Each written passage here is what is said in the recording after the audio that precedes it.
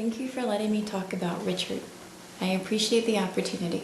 I just wanted to let everyone know that Richard is a person, just like all of us.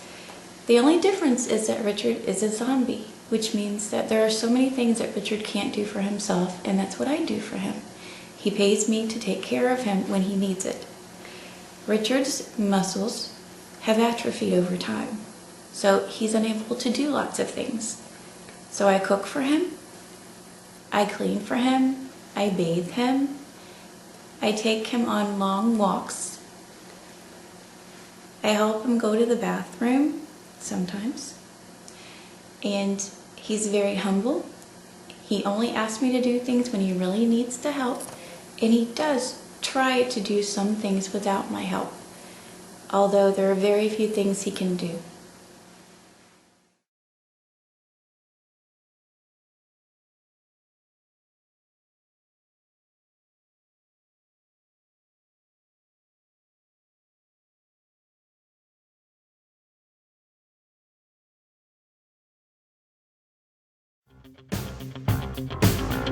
Rising up, back on the street, did my time, took my chances, went the distance, now I'm back on my feet, just a man and his will to survive.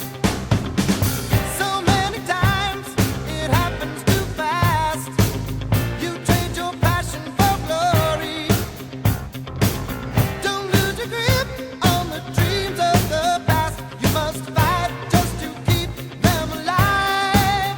It's the eye of the tiger, it's the thrill of the fight, rising up to the challenge of our rival.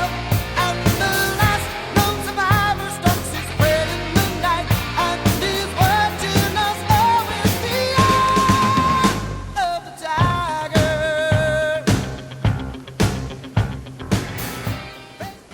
I've been a systems analyst for the past 7 years now, and the only reason I've kept my job and kept up with the outsourcing work in India is because they can pay me less than minimum wage, and there's no law against it because the government hasn't yet made a law regarding the undead and the minimum wage requirements for them. Currently there are none, and so I get by with about $2 every hour. It's very little pay, but I don't need much, I guess. So it works out fine. But the undead are not completely alone in the fight for rights. Leading the zombie rights movement is the England native Nigel Echo. Oh, you shut your mouth, boy. Say, zombies have it the worst in this country. You don't even understand, you don't even know. The oppression of them is that of the slaves.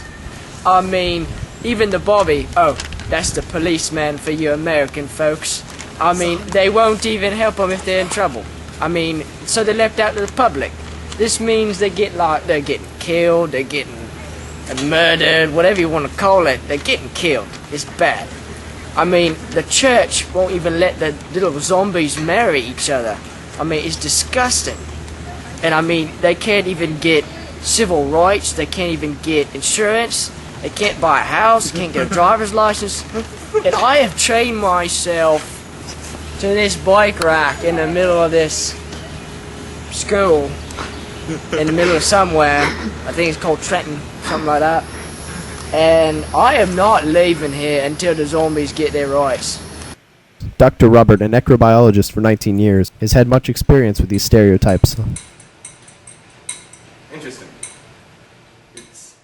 These zombies, they don't need to eat human flesh. They only need maybe one square meal over 3 days.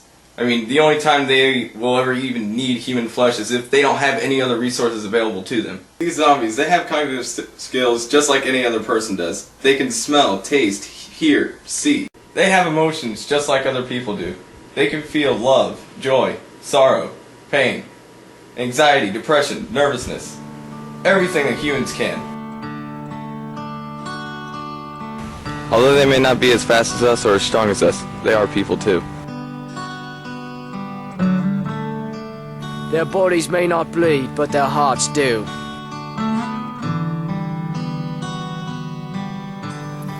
all the people I've met, Richard has got to be the nicest.